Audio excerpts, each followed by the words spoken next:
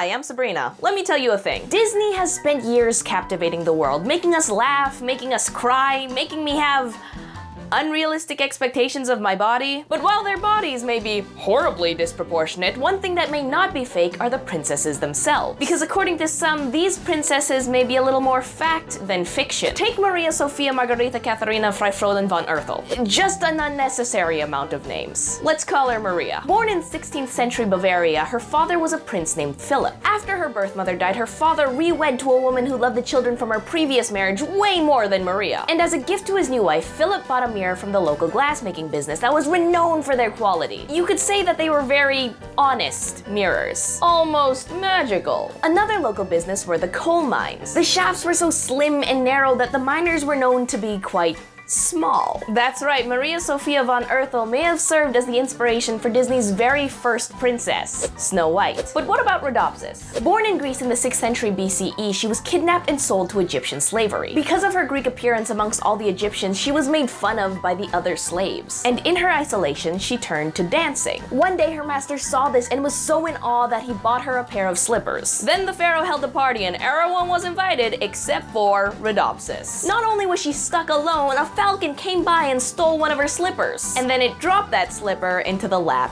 of the pharaoh. Now the pharaoh thought that this was a sign from the gods and went hunting for the owner of that slipper. He had every maiden in the land try it on, but it didn't seem to fit. And then he saw Rhodopsis hiding away. She tried the slipper on and it fit. The two got married and Rhodopsis was basically an Egyptian Cinderella. Finally, let's talk Metallica, otherwise known as Pocahontas. Literally, that's what they called her in real life. I wonder what princess is based off her. But while the last two ladies were pretty close to their cartoon counterparts, Pocahontas' real life is no fairy tale. Living in Virginia in the 15th century, Matawaca's real name was concealed from the English to avoid that white witchcraft. So she was called Pocahontas. John Smith was a settler who was caught by Pocahontas' people. Now rumor has it Pocahontas saved his life by throwing her body over his when he was about to be beheaded. But that's where the Disney tale romance ends. Because afterwards, John Smith goes to England and then Pocahontas is told that he had died. And then she gets kidnapped, converted to Christianity, and marries John Rolfe. Not out of love, but because he wanted to save her because he thought that she was a savage. But hey, nothing says Disney more than changing yourself for a man who will marry you for